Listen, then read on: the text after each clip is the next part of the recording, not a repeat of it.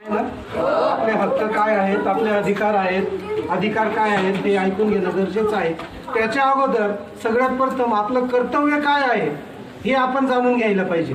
हक्क आणि अधिकार तर कोणी पण दाखवतं, पण त्याच्या विरुद्ध बाजू आहे कर्तव्य. पहिली गोष्ट आपली कर्तव्य काय हे आपण जाणून घ्यायला पाहिजे. सगळ्यात महत्त्वाचं आपलं शैक्षणिक जीवनामधचं कर्तव्य आहे की आपण चांगल्या दर्जाचं शिक्षण घेतलं पाहिजे. आजपर्यंतचा एकंदरीत शिक्षणाचा ओघ जर बघितला तर बऱ्याचशा आपल्या आश्रमशाळांकडे उपस्थितीचं प्रमाण हे खूप कमी प्रमाणात आहे. बरेचसे विद्यार्थी शिक्षणापासून दूर गेलेले आहेत. त्याच्यामुळे मी पहिल्यांदा तुम्हाला सांगितलं की आपलं कर्तव्य काय आहे, म्हणजे आपण काय काम केलं पाहिजे हे पहिलं. कारण आपण दुसऱ्याला बोट दाखवतो, आपण दुसऱ्यांना हक्क अधिकार दाखवतो, पण त्याच्या अगोदर 4 बोटं आपल्याकडे आहेत, म्हणजे ते 4 बोटं आपल्या कर्तव्याचे आहेत. आपलं कर्तव्य काय हे आपण पहिलं जाणून घेतलं पाहिजे. पहिलं कर्तव्य आहे की आपण आपल्यामध्ये स्वतःमध्ये शैक्षणिक सुधारणा झालेली आहे. बघा, महाराष्ट्र शासनाने किंवा भारत सरकारने आदिवासींच्या जन उत्थानासाठी आश्रमशाळा ही संकल्पना सुरू केलेली आहे.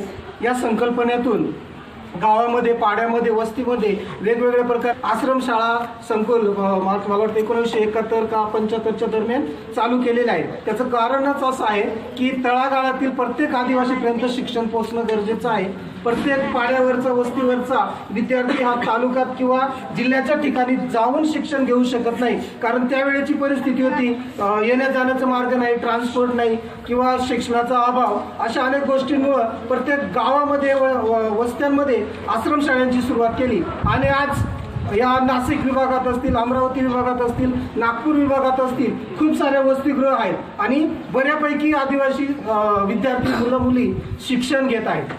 तर पहिलं कर्तव्य आपलं असणार आहे की आपण या सुविधांचा लाभ घेतला पाहिजे, या शैक्षणिक सुविधांचा लाभ घेतला पाहिजे. आणि आज 2024 अगदी चांगल्या प्रमाणात, मोठ्या प्रमाणात खूप सारे आदिवासी मुलं मुली या शिक्षणाचा, या शैक्षणिक संकुलाचा लाभ घेतलेला आहे. तो लाभ घेतल्यानंतर बरेचसे विद्यार्थी, आता सरांनी डॉक्टर राजेंद्र भारूड सरांचं उदाहरण दिलेलं आहे. या डॉक्टर राजेंद्र भारूड सरांनी सुद्धा याच्यातूनच ते मार्गक्रमण करत आज या पदापर्यंत पोहोचलेले आहेत. आज आपल्या तालुक्यामध्ये चांदोड तालुका असेल, देवळा तालुका असेल, कळवण तालुका असेल, तर बरेचसे आश्रमशाळेतून शिक्षण घेऊन गेलेले मुलं मुली खूप चांगल्या पदावर आज आहेत. अगदी एव्हरेस्ट सारख्या शिखरावरपर्यंत पोचलेले आपल्या आश्रमशाळा, अलंगून सारख्या आश्रमशाळेतील विद्यार्थी एव्हरेस्टपर्यंत पोचलेले आहेत, जो जगातील सगळ्यात उंच शिखर आहे तिथंपर्यंत पोचलेले आहेत. आणि त्यांना प्रेरणा, प्रोत्साहन देण्याचं काम आपल्या आदिवासी विकास विभागाने केलेलं आहे.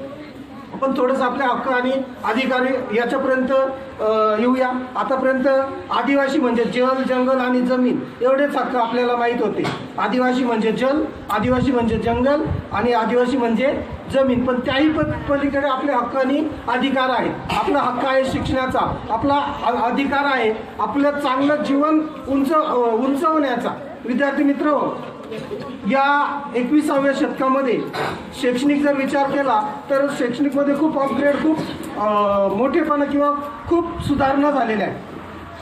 आज आपण कळवण प्रकल्पांतर्गत सगळे विद्यार्थी या शासकीय आणि अनुदानित शाळांमध्ये शिक्षण घेत आहोत. या आदिवासी विकास विभागाने खूप साऱ्या शासकीय वसतिगृह, शासकीय शाळा, महाविद्यालये, उच्च महाविद्यालये, अनुदानित शाळांकडे उच्च माध्यमिक विद्यालय यांची खूप सारी सुविधा उपलब्ध करून दिलेल्या आहेत. या सगळ्या शिक्षणाचा आपण सगळ्यांनी लाभ घेतला पाहिजे.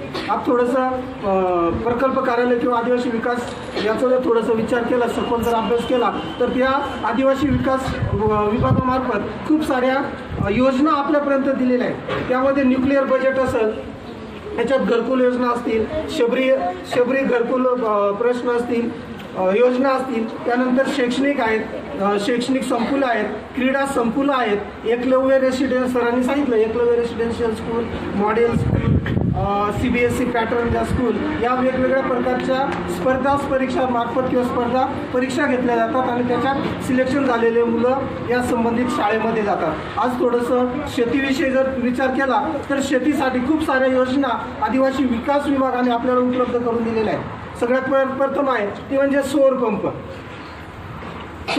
म्हणजे कोणत्याही प्रकारचे इलेक्ट्रिकची गरज नाही. त्यानंतर विद्युत पंप, जे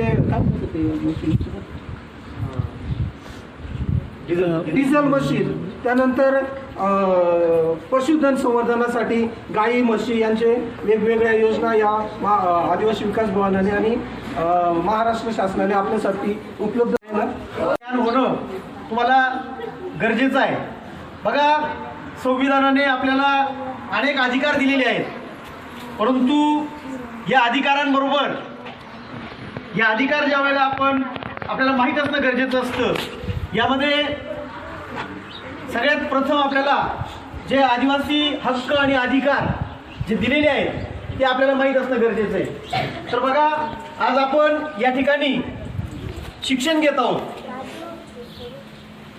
पहिली ते साधारणतः 1 ते 6 ते 14 वयोगटातील विद्यार्थ्यांना मोफत शिक्षण शासनाने दिलेलं आहे. बरोबर आहे की नाही? शासनाच्या विविध सोयी सुविधा आपल्याला आज ह्या ज्या मिळालेल्या आहेत हे आपले हक्क आहेत. बरोबर आहे की नाही? पण या हक्कांप्रती आपले काही कर्तव्यही असतात. आपल्याला हक्क माहीत असतात, पण आपले कर्तव्य आपल्याला कळत नाहीत. शिक्षण घेणं, त्याचप्रमाणे शिस्तीचं पालन करणं, हे सगळे आपले अधिकार आहेत. मग शिक्षण घ्यायचं असेल तर सगळ्यात महत्त्वाचं, शिक्षण घेत असताना आपण दररोज नियमित शाळेत येणं,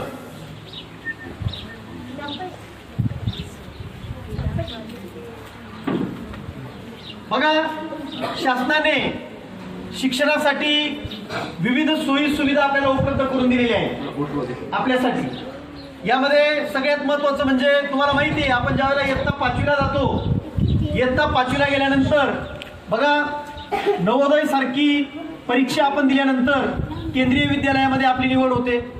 त्याच्यानंतर आपल्या आदिवासी विकास विभागाकडनं चालवलं जाणारं एकलव्य मॉडेल स्कूल साठी देखील आपली निवड होते. 5व्या इयत्तेत असताना आपण या परीक्षेला जर बसलो तर बघा, सर्वाधिक जास्त जागा 6वी पासून पुढे आपल्याला प्रवेश असतात. 6वीच्या विद्यार्थ्यांसाठी काही रिक्त जागा असतील तर त्या ठिकाणी देखील आपल्याला प्रवेश मिळत असतो 6वी 7वी 8वी पर्यंत. तर अशा ज्या शैक्षणिक सुविधा आहेत त्यांचा आपण लाभ घेणं गरजेचं असतं. त्यासाठी चांगल्या अभ्यासाची तयारी करणं, चांगला अभ्यास करणं, आणि जर आपण चांगला अभ्यास केला असेल तर निश्चितच आपल्याला त्याच्यामध्ये यश जर मिळालं तर शासनाच्या ज्या सोयी सुविधा आहेत त्यांचा आपल्याला लाभ घेता येतो. त्याचप्रमाणे बघा, आपल्याला सगळ्यांना ठाऊक आहे की आता पेसा कायदा लागू झालेला आहे. या पेसा कायदा अंतर्गत जो पेसा भाग आहे यामध्ये फक्त पेसा क्षेत्रातील जे विद्यार्थी असतील तर त्यांच्यासाठी नोकरीची संधी आहे. आणि तुमच्या हातामध्ये अजून ते या सगळ्या गोष्टी तुम्हाला शक्य आहेत. जर तुम्ही चांगला प्रयत्न केला, चांगले शिकलात, उच्च विभूषित झालात तर तुम्हाला सुद्धा त्या ठिकाणी तुम्हाला नोकरीची संधी मिळू शकते. आपल्या भागामध्ये नोकरी करण्याची संधी तुम्हाला उपलब्ध होऊ शकते. त्याचप्रमाणे शिष्यवृत्तीसारखी परीक्षा असते बघा. 5वीला आणि 8वीला शिष्यवृत्तीची परीक्षा आहे. त्या शिष्यवृत्तीमध्ये जर आपण यशस्वी झालो तर आपल्याला 5व्या इयत्ते म्हणजे 6व्या इयत्तेसाठी विद्यानिकेतन या ठिकाणी प्रवेश मिळतो. सर्वाधिक जागा आपल्या विद्यार्थ्यांसाठी आहेत. ST साठी सर्वाधिक जास्त प्रमाणात जागा बघा. नवोदय विद्यालय आपण साधारणतः ज्या वेळेला 5व्या इयत्तेत असतो, 5व्या इयत्तेत असताना आपल्याला नवोदय विद्यालयासाठी प्रवेशपूर्व परीक्षा असते. त्या प्रवेशपूर्व परीक्षेची जर आपण तयारी केली तर आपलं 12वी पर्यंतचं शिक्षण मोफत आणि CBSE सारख्या स्कूलमध्ये तुम्हाला शिक्षण मिळू शकतं. आणि जर तुम्ही चांगल्या प्रकारे शिक्षण घेतलं तर निश्चितच त्या ठिकाणी तुम्हाला चांगल्या प्रकारच्या संधी उपलब्ध आहेत. बघा, डॉक्टर भारुडे सर कलेक्टर झाले नंदुरबारचे. साध्या खेड्यागावातील विद्यार्थी, परंतु 5व्या इयत्तेत त्यांनी चांगल्या प्रकारे नवोदय विद्यालयामध्ये त्यांची निवड झाली. तिथून पुढचं शिक्षण त्यांनी नवोदय विद्यालयामध्ये घेतलं. 12वी पर्यंतचं शिक्षण आणि 12वी नंतर MBBS करून पुढे IAS सारखी परीक्षा ते पास झाले. हे आपलं जवळचं उदाहरण आहे. तर बघा, तुम्ही सुद्धा अशा प्रकारे चांगला प्रयत्न केला. तुमच्या हातामध्ये या सगळ्या गोष्टी आहेत. शिक्षणाच्या बाबतीत लक्षात ठेवा, चांगल्या प्रकारे जर तुम्ही शिक्षण घेतलं, चांगली तयारी केली, कॉम्पिटिटिव्ह एक्झाम असतात, त्या परीक्षा तुम्ही दिल्यानंतर तुम्हाला तिथंही चांगल्या प्रकारची संधी आहे. तर तुम्ही या सर्व संधीचा लाभ घ्यावा, शिक्षणाचा लाभ घ्यावा, असं आमच्या सर्व शिक्षकांच्या वतीने सर्व शिक्षकांनाही वाटतं, पण ह्या गोष्टी तुम्ही करणं गरजेचं आहे. त्यासाठी चांगला अभ्यास करा, अभ्यासाला वेळ द्या. त्याचप्रमाणे अजून इतरही अनेक योजना आहेत. शेती उद्योग व्यवसायासाठी सुद्धा योजना आहेत. आपल्या आदिवासी विकास विभागाकडनं आपल्याला पशुपालनासाठी देखील आपल्याला निधी दिला जातो. त्याच्यानंतर शेतीसाठी, विहिरीसाठी, विहीर खोदण्यासाठी व्यवसाय प्रशिक्षण, संगणकासारखं शिक्षण आपल्याला तुम्हाला मोफत दिलं जातं. फक्त ही माहिती करून घेणं गरजेचं आहे. हे सगळे तुमचे अधिकार आहेत आणि ह्या अधिकारांसाठी माझ्या माहितीनुसार तुम्ही या सगळ्या गोष्टींची माहिती दिवसेंदिवस मिळवली पाहिजे. जे काही नवीन येत असेल ती माहिती करून घेतली पाहिजे आणि ती माहिती जर तुम्ही घेतली, त्या पद्धतीने जर तुम्ही पुढे वाटचाल केली तर 100% तुम्हाला देखील यश मिळू शकतं. होणं त्यांनी आपल्या प्राथमिक शाळेचे मुख्याध्यापक श्री खैरनार सर यांना असं सूचित करतो की त्यांनी प्रथम बिरसा मुंडा आणि वीर एकलव्य यांच्या प्रतिमेचं सर्वप्रथम पूजन होईल आणि मग आपल्याला सर्व प्रकारची माहिती सांगितली जाईल. या ठिकाणी गायकवाड सर प्रमाणे खैरनार सर यांनी या ठिकाणी प्रतिमांचं पूजन करायचंय. यावर पुढे सर का सर काढली माहिती आली का? माहिती येऊन लागली येऊन लागली याच्यावर फोटो काढा का?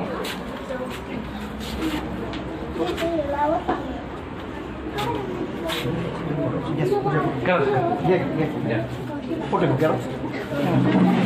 बसा घ्या ना तुम्ही.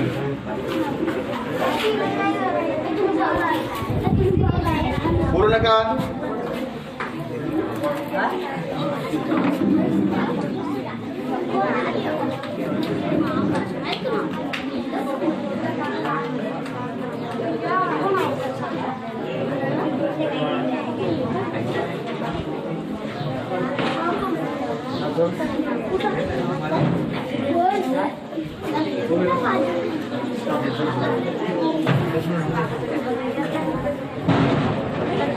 Yes. बोलू नका बरं.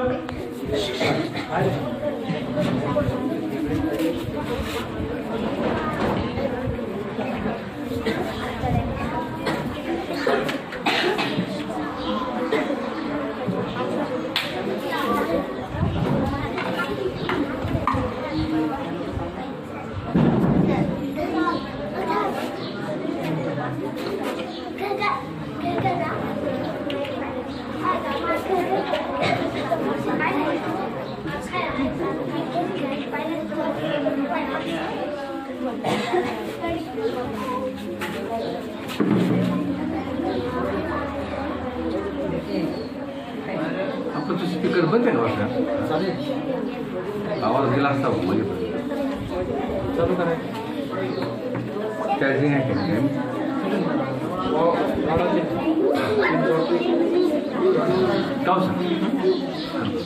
आपल्या प्राथमिक शाळेचे